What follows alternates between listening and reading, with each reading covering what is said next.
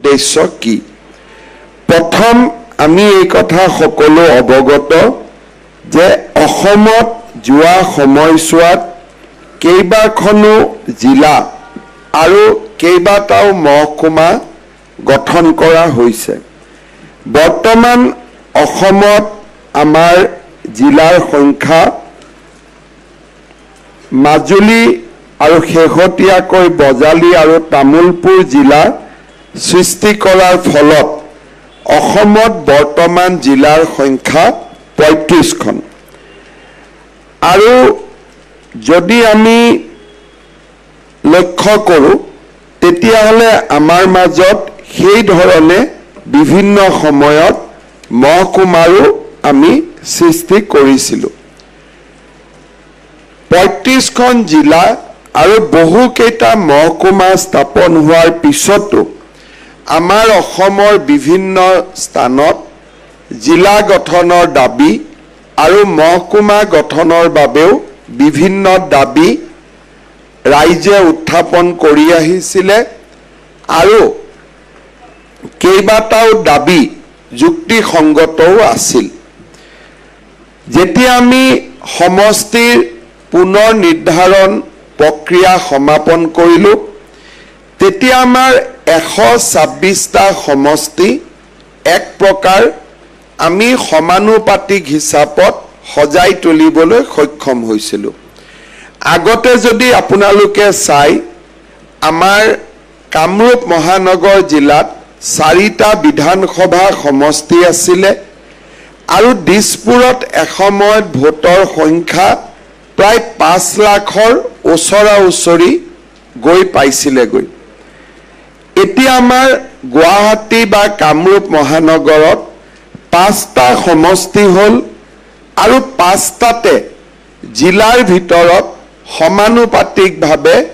আমি জনসংখ্যা বিতৰণ কৰিবলৈ সক্ষম হৈছোঁ তেনেকৈ আমি যদি কামৰূপ জিলাটো চাওঁ কামৰূপ জিলাটো আগতে কোনোবা সমষ্টিত 3 লাখ কোনোবা সমষ্টিত 2 লাখ কোনোবা সমষ্টিত 3.5 লাখ ভোট আছিল নিৰ্বাচনী আয়োগে জিলাখনৰ ভিতৰত প্ৰতিটো সমষ্টিকে এতিয়া সমান সমান ভোটৰ 10% ভেৰিয়েশ্যন লৈ সমান সমান ভোটৰ একোটা সমষ্টি গঢ়ি তুলিছে এই সমষ্টি পুনৰ নিৰ্ধাৰণৰ পিছত আমাৰ মনত এটা চিন্তা আহিছিলে যে যদি 126টা সমষ্টিতে আমি যদি একোটা প্ৰশাসনিক কাৰ্যালয় স্থাপন কৰিব পাৰোঁ যি প্ৰশাসনিক কাৰ্যালয়ত ৰাইজৰ প্ৰথম প্ৰয়োজনীয় সকলো সমস্যাৰ সমাধান হয় আমাৰ ৰাইজক জিলা উপায়ুক্তৰ কাৰ্যালয়ত কিয় যাব লাগে আমি বিভিন্ন সময়ত এনঅ'চিৰ বাবে যাব লাগে কাষ্ট চাৰ্টিফিকেটৰ কাৰণে যাব লাগে হেৰিডিটৰী উত্তৰাধিকাৰী চাৰ্টিফিকেটৰ কাৰণে যাব লাগে আৰু মাটিৰ খাজানা আদিৰ ক্ষেত্ৰতো বিভিন্ন সমস্যা হ'লে আমি জিলা উপায়ুক্তৰ কাৰ্যালয়ত যাব লাগে দ্বিতীয়তে আমাৰ MLA ফাণ্ড আহে আমি MLA ফাণ্ড মুকলিৰ কাৰণে জিলা উপায়ুক্তৰ কাৰ্যালয়ত যাব লাগে আমাৰ MP ফাণ্ড আহে MP ফাণ্ডৰ কাৰণে আমি জিলা উপায়ুক্তৰ কাৰ্যালয়ত যাব লাগে আমাৰ আনটাইড ফাণ্ড আহে আনটাইড ফাণ্ডৰ কাৰণে আমি জিলা উপায়ুক্তৰ কাৰ্যালয়ত যাব লাগে অৰুণোদয় আদি আঁচনিত অন্তৰ্ভুক্তিকৰণৰ বাবে প্ৰপত্ৰ আদি সংগ্ৰহ কৰিবৰ কাৰণে জিলা উপায়ুক্তৰ কাৰ্যালয়ত যাব লাগে কেইদিনমান আগতে মই কামৰূপ মহানগৰ জিলাৰ DC অফিচলৈকে গৈছিলোঁ আৰু তাত মই যিমান ভিজিটৰ্ছ দেখিছিলোঁ তাৰ ভিতৰত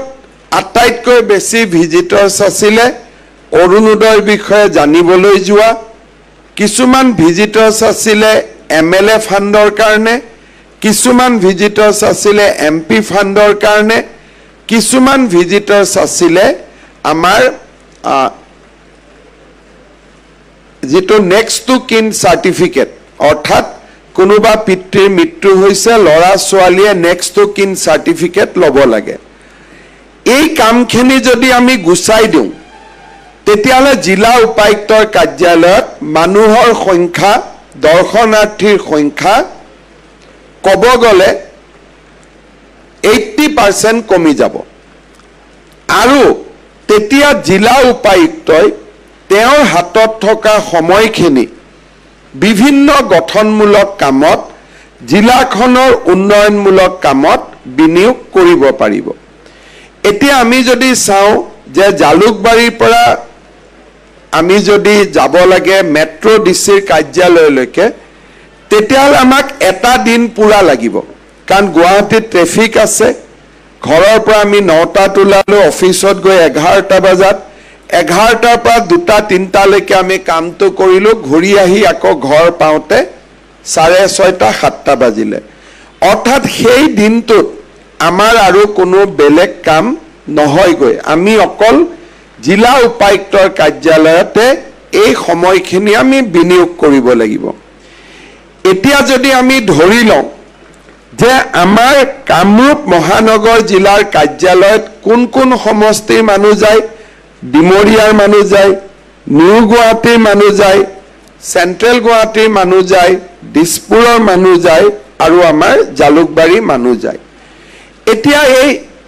গোটেইখিনি এটা ডিসি অফিসত জমা হৈ আছিল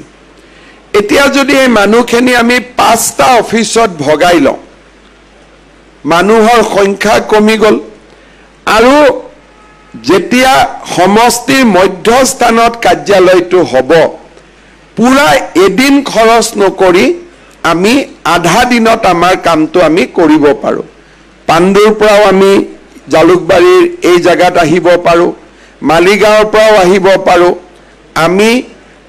কব গলে আইএসবিটি পাৰ নোহোৱাকৈ আমি গোটেইখিনি মানুহ জালুকবাৰীলৈকে আহিব পাৰো আজাৰাৰ পৰা আমি বা ধাৰাপুৰৰ পৰা আমি গোটেই মানুহখিনি জালুকবাৰীত আহিব পাৰো এইটো এটা সেন্টাৰ পইণ্ট হল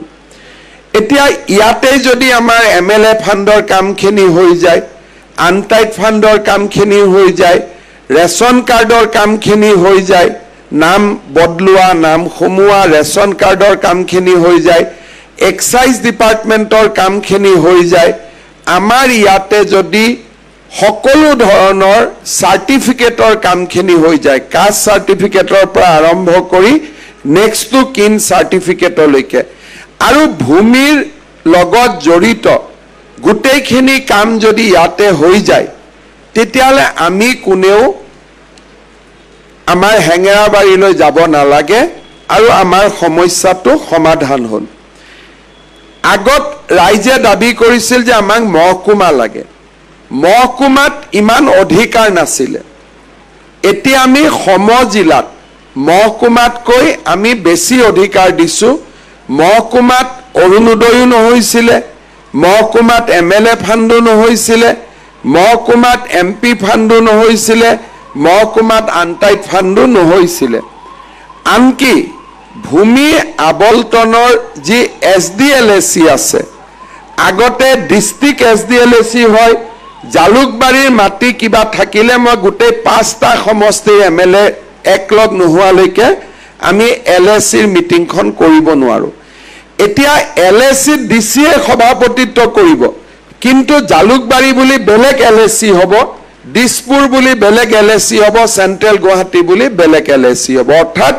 জালুকবাৰীৰ এলএসি এতিয়া সেন্ট্ৰেল গুৱাহাটীৰ এলএসিৰ কাৰণে অপেক্ষা কৰিব নালাগে আমাৰ নিজৰ জিলাৰ এলএসি নিজৰ জিলাত হ'ব নিজৰ সমজিলাত হ'ব আৰু তাৰ ফলত এতিয়া যে বসুন্ধৰাও আহিব আমি অক্টোবৰৰ কোনোবা এটা দিনত আমি আৰম্ভ কৰিম আমাৰ কামটো হল নে নাই হেতু খবৰ লব আমি ডিসি অফিসত যাব নালাগে এই অফিসতে আমি গোটেইখিনি খবৰ আমি পাবলৈ সক্ষম হম কাৰণ সমজিলাতে এলএসিৰ বৈঠক হ'ব ডিসি যদিও সভাপতি হ'ব তেওঁৰ কাৰ্যালয়ত মিটিংখন নহয় মিটিংখন এই কাৰ্যালয়তহে হ'ব তাৰ ফলত আমাৰ সকলো সমস্যা আমি এই সমজিলাৰ কাৰ্যালয়তে আমি সমাধান কৰিব পাৰিম লাহে লাহে ইয়াৰ ফলত কি লাভ হল যে মহকুমা গঠনৰ দাবীবিলাকো নোহোৱা হ'ল ইমান দিনে কংগ্ৰেছৰ দিনত বোলে তিহুত মহকুমা লাগে তাতে এটা ফায়াৰিং তাতে নাহৰকটীয়াত মহকুমা লাগে তাতে এটা গণ্ডগোল ঢেকিয়াজুলিত মহকুমা লাগে তাতে এটা গণ্ডগোল এতিয়া আমি কোনেও মহকুমা নিবিচাৰাকৈ নিজৰ সমষ্টিতে নিজে জিলাৰ সমান এটা সমজিলা আমি কৰি দিছো মহকুমাতকৈ ওপৰত জিলাতকৈ অকণমান তলত মহকুমাতকৈ বহুত বেছি ওপৰত জিলাতকৈ মাত্ৰ অকণমান তলত আমাৰ যি জাগাত জিলা সদৰ আছে 35টা জিলা সদৰ আছে তাতে আমি সমজিলা কৰা নাই কাৰণ তাতটো ডিসি থাকিবই এতিয়া যেনেকে আমাৰ ৰূপনগৰত আমাৰ ডিসিৰ কাৰ্যালয় হ'ব দুদিন পিছত ৰূপনগৰ কোন সমষ্টিত পৰিব সো সেন্ট্ৰেল গুৱাহাটীৰ কাৰণে আমি সমজিলা নকৰো কিয় ৰূপনগৰৰ ডিসিৰ এটা এতিয়া আগত 5টা সমষ্টি চাইছিল এতিয়া এটা সমষ্টি চাব গতিকে 35টা সমষ্টিক বাদ দি 6 শিডিউল আৰু বিটিআৰক বাদ দি আমি গোটেই সমষ্টিত আমি সমজিলা নিৰ্মাণ কৰিম তাৰ মানে আমাক প্ৰায় 71টা লাগিব 78 আমাক টোটাল 78 সমজিলা আমাক লাগিব আৰু তাৰে আজি আমি 39 আমি কৰি ললো আৰু জানুৱাৰী ফেব্ৰুৱাৰীত বাকিখিনিও আমি কৰাৰ কাৰণে চেষ্টা ৰাখিছো অৰ্থাৎ অসমত এতিয়াৰ পৰা এটা মহকুমাৰ আন্দোলন শেষ হৈ গল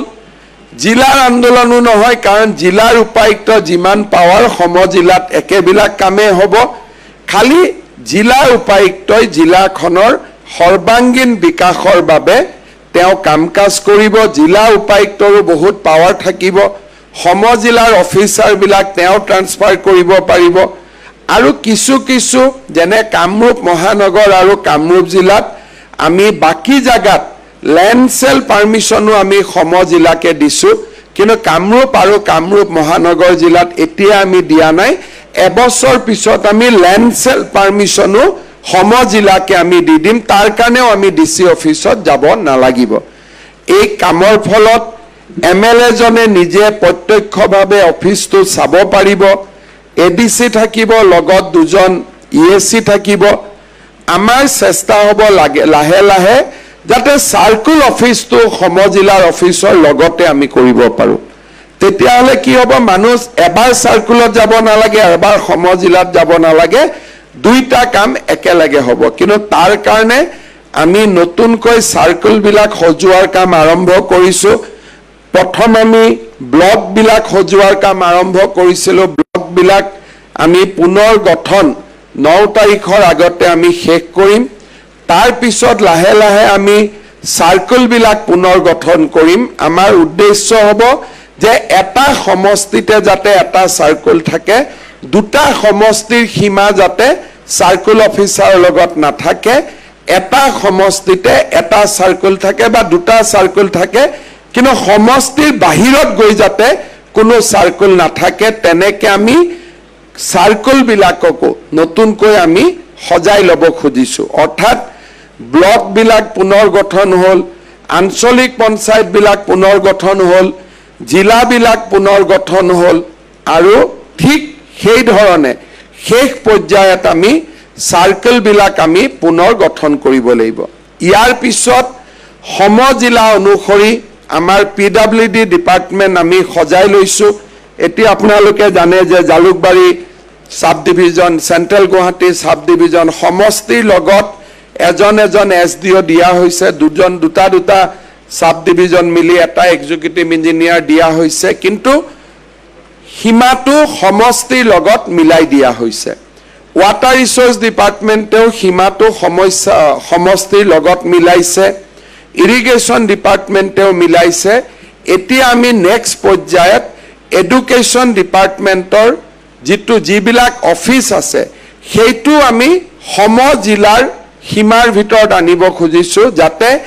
এটা সমজিলাৰ মানুহ আন এটা সমজিলাত কোনো কামৰ কাৰণে যাব নালাগে সকলো কাম যাতে সমজিলাটোৰ ভিতৰতে সমাধান হ'ব পাৰে আমাৰ ৰাজ্যৰ প্ৰশাসনিক দিশত আজিৰ দিনটো বা আমাৰ সমজিলা গঠন এটা বহুত ডাঙৰ সিদ্ধান্ত আপোনালোকে দেখিব যে সমজিলা যেতিয়া আমি এডভাৰটাইজটো বনাই মোদী ডাঙৰীয়াৰ ওচৰলৈ আমি পঠাইছিলোঁ তেতিয়া নৰেন্দ্ৰ মোদী ডাঙৰীয়াই তাত এটা কোটেশ্যন দিছে এ ফৰ আসাম এনেকুৱা কাম আগত ভাৰতৰ কোনো জাগাত হোৱা নাই আৰু তেওঁ নিজে লিখিছে যে এইটো ভাৰতৰ ভিতৰত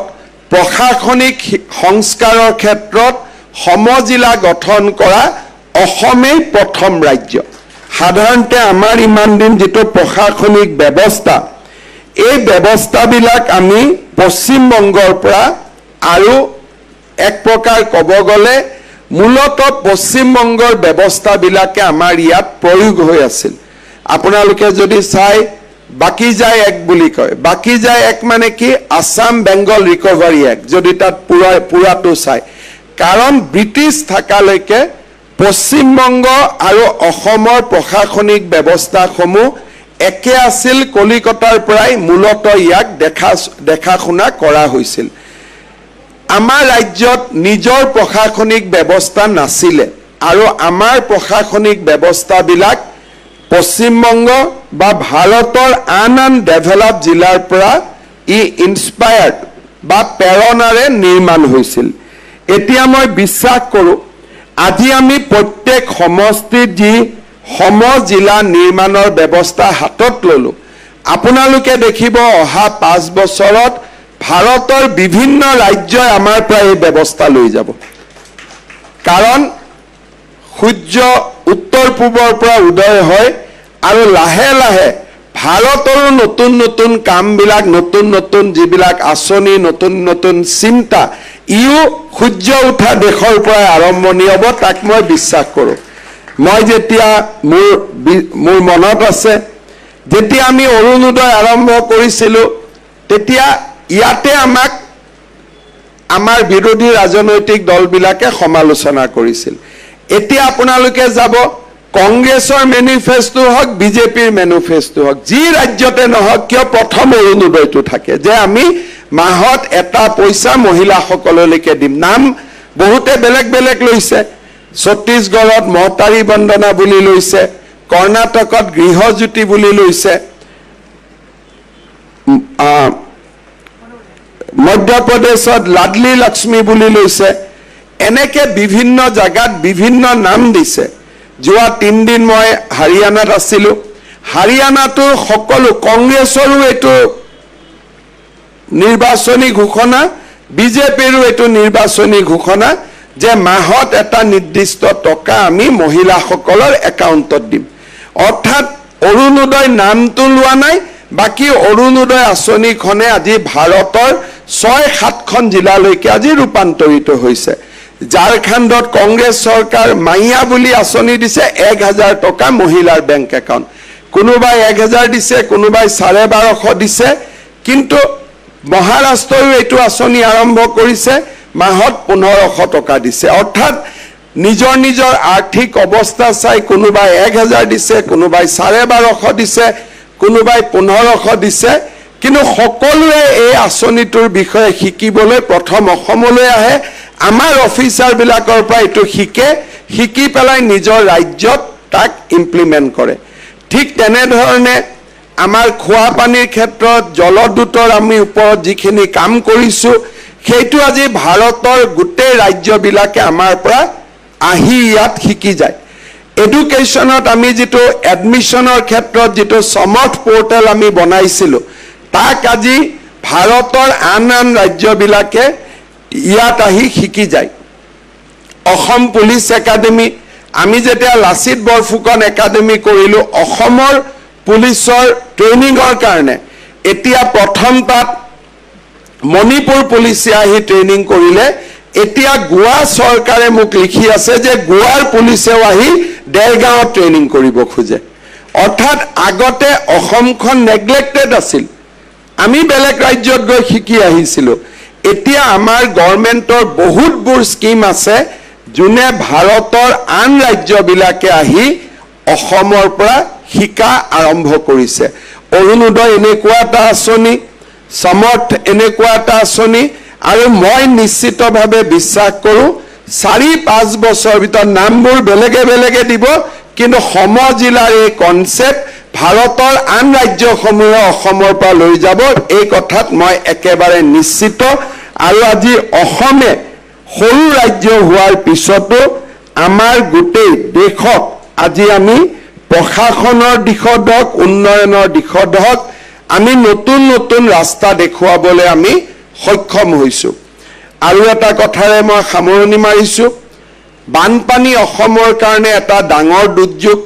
আৰু বানপানীৰ সময়ত ৰিলিফৰ কাৰণে ডিসি অফিচত যোৱাটো আমাৰ এটা প্ৰয়োজনীয়তা আছিল বুলি ক'ব পাৰোঁ এতিয়া ৰিলিফৰ গোটেই কাম আমি সমজিলাধিপতিক দি দিছোঁ ফলত যিবিলাক জায়গাত খুব বেছি বানপানী হয় তেওঁলোকে ৰিলিফৰ কাৰণে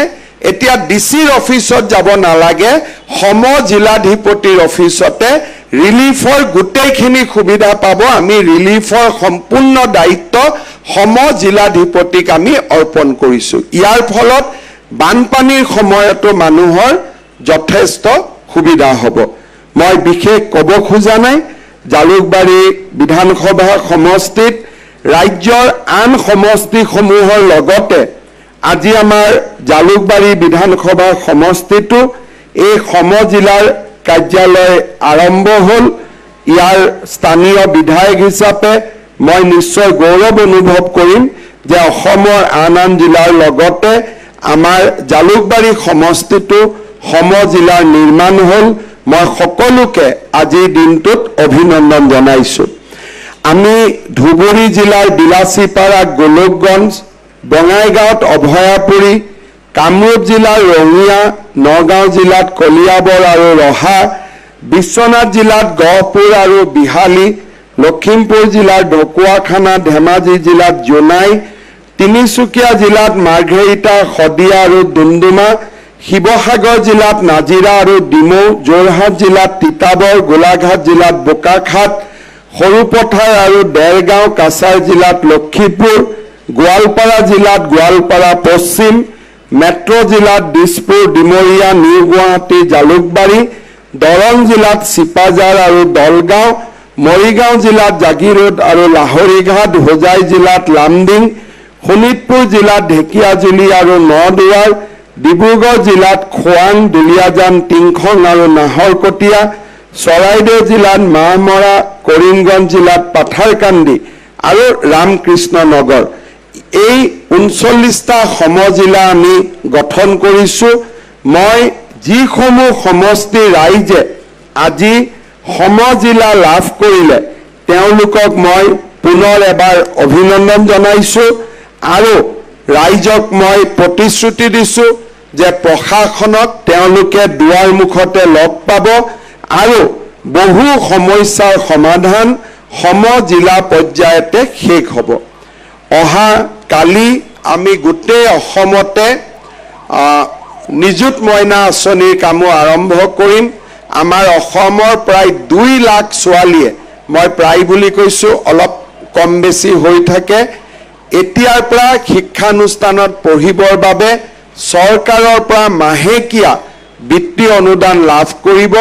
কালি আমাৰ কামৰূপ মহানগৰ কামৰূপ জিলা আৰু মৰিগাঁও আমাৰ খানাপাৰাত অনুষ্ঠান হ'ব আৰু বাকি সমষ্টিবিলাকত নিজৰ নিজৰ স্থানতে অনুষ্ঠান হ'ব মই এটাই কথা ক'ব খোজো যে আমাৰ চৰকাৰখনে যিমান ৰাইজক প্ৰতিশ্ৰুতি দিছিলে প্ৰত্যেকটো প্ৰতিশ্ৰুতি আমি আখৰে আখৰে পালন কৰিছোঁ আৰু অসমত কোনো চৰকাৰ আগতে নাছিলে যি চৰকাৰে 100% প্ৰতিশ্ৰুতি পালন কৰিব পাৰিছিলে আৰু কবাত আমি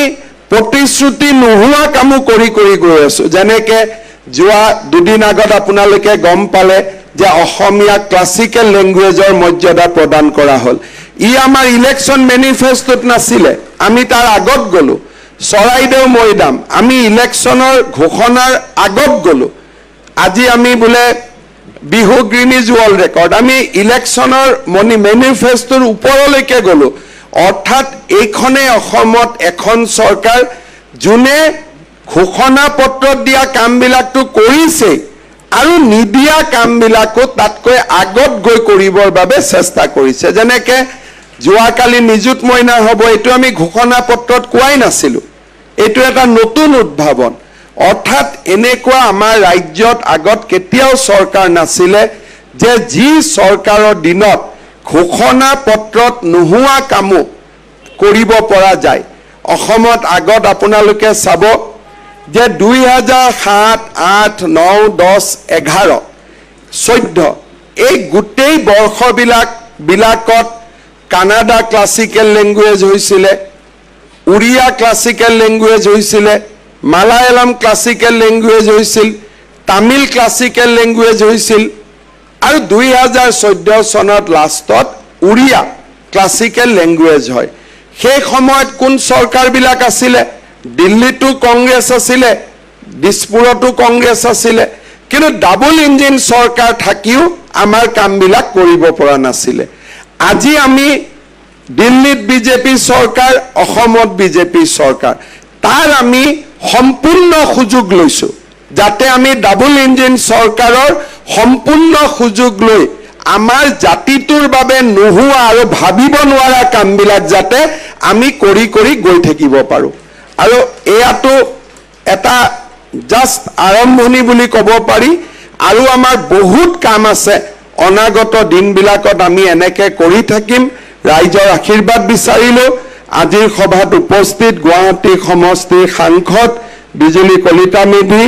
আৰু আটাইকে পুনৰ এবাৰ ধন্যবাদ আৰু অভিনন্দন জনাই সমজিলাৰ বাবে সকলোকে শুভেচ্ছা